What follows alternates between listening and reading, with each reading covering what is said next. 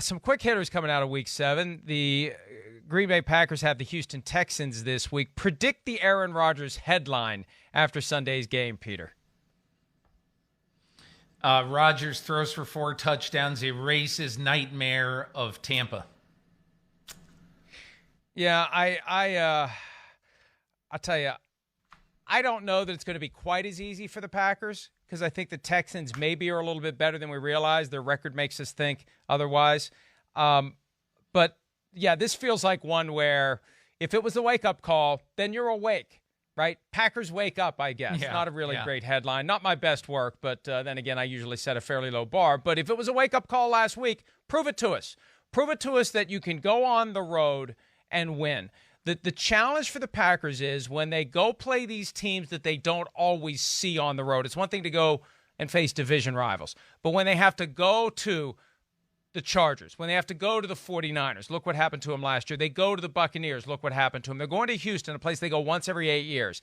Can they just properly focus on the task at hand? There's something there. It's such a contrast between how well they otherwise play and when they get into these unusual, unconventional, not typical road games, they tend to maybe have some issues, and I think that's something I'm going to be paying attention to, but I still think that they'll get it right. Wake-up call answered. Packers should get their win. Here we go with the Tampa Bay Buccaneers and the Las Vegas Raiders, whether it happens on Sunday, Monday, or Tuesday. How about John Gruden? Let's listen to him on playing the Buccaneers for the first time since he returned to coaching. Just concentrating on this game, honestly. It's a great opportunity for both teams to try to get another win. But I try not to get too deep, too philosophical. I had a great time in Tampa. A lot of my best friends are still there and live there, so I'm looking forward to competing.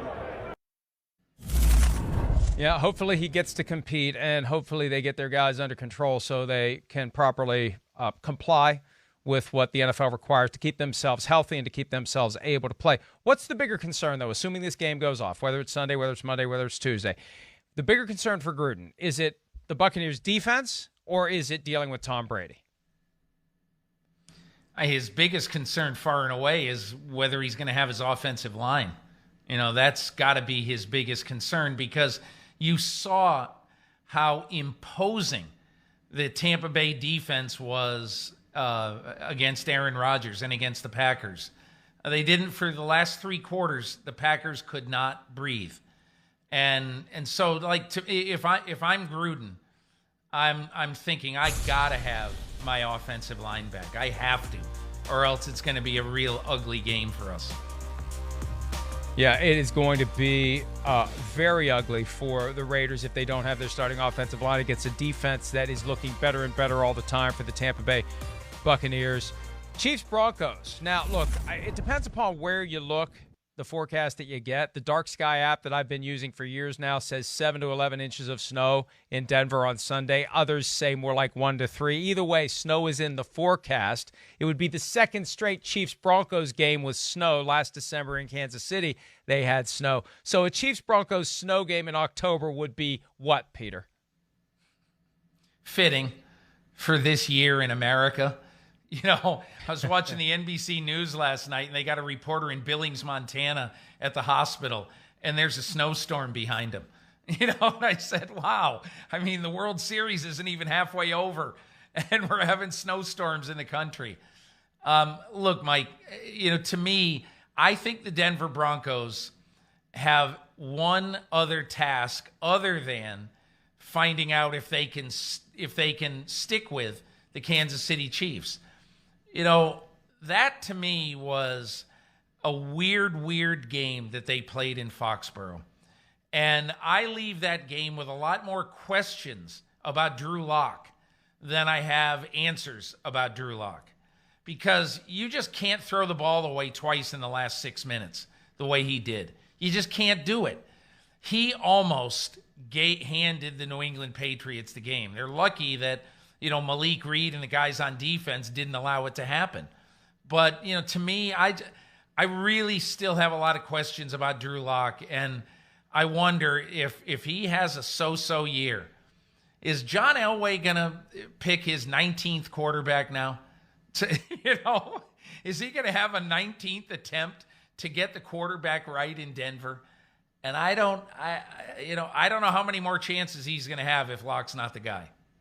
Hey, and here's what Vic Fangio, the coach of the Broncos, said to me after that win over New England, 18-12. We've got to make good decisions. He can't just throw the ball up there in the middle of the field and hope for a good outcome. Not afraid to criticize Drew Lock for throwing those 2 interceptions that gave the Patriots a chance. And the other thing, too, they got to score touchdowns. Whether it's snowing or not snowing, they got to score touchdowns against the Kansas City Chiefs. And the thing that Fangio realizes, he addressed this yesterday, the possibility of snow.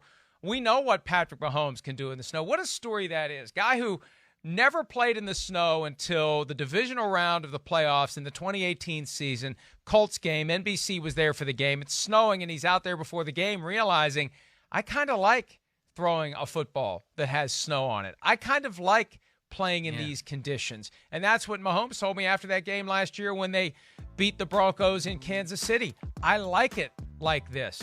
So it kind of plays into the Chiefs' hands to get a snow game. And if anything, Vic Fangio and the Broncos should be hoping it doesn't. Now, Dark Sky has reduced the projected total from 7 to 11 to 3 to 7. But still, potential snow game in the forecast on Sunday in Denver. All right, Buffalo, Cleveland. No, it's not Buffalo, Cleveland. It's Cleveland, Cincinnati, Bills, Jets. Who bounces back more emphatically? Is it the Browns against the Bengals, or is it the Bills against the Jets? The Bills, obviously, because the Jets are the Toledo Mud Hens. I think the Bengals are pretty good, Mike. I think that this is not a throw your helmets on the field game for the Cleveland Browns. I continue to be hugely impressed with Joe Burrow. He is such a competitor.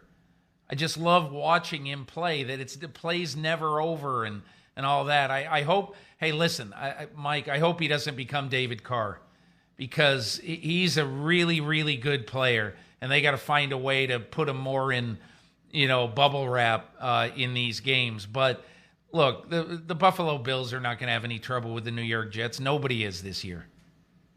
I feel like one of these weeks the Jets are just going to find a way to wake up, playing for just pride or just get lucky, like just an early break. Nah, it's not going to happen. They got 3 more games until the bye, and it's the Bills, the Chiefs, and the Patriots. They're going to be 0-9, and it's just not. I feel bad for everyone involved, but they are at a level that is so far below what's acceptable for an NFL team. It's laughable. It's sad. It's beyond being funny. It's like, what in the hell is Mike, this? What are they even doing? Joe Douglas needs to use the next week. Forget about reading the back pages, which just totally tar and feather the Jets every single day. He needs to spend his next week trying to get Avery Williamson and Jamison Crowder, trying to get draft picks for those 2 guys. And again, I wrote last week in my column that Jamison Crowder ought to be part of the long-term solution with the Jets. He ought to be, because he's a really, really good player. But I just get the sense from what I'm hearing that the Jets are more in tune with trying to get as many draft picks as they can heading into the next 2 drafts. Probably the smart way of doing business. But if I was a team out there, I would want Jamison Crowder. A team in need of a receiver, I'd want Jamison Crowder a lot. I think he's dangerous. He's got 100 catches in his last 16 games. He's a really good football player. And somebody could get a pretty good bargain if they could get him for, let's say, a 4.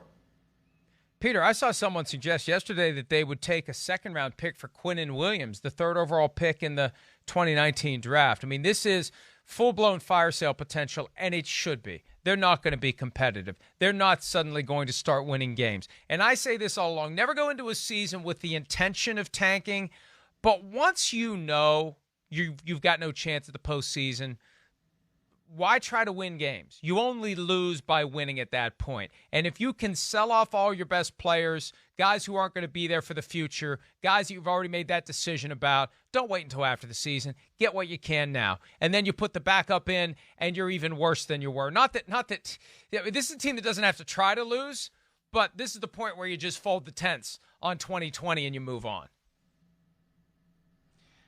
That's what I'd do if I were Joe Douglas, and just try to get as much draft capital as you can. And not necessarily to use all that draft capital. You know, some of the smartest general managers take a 3 this year and trade for a 2 next year.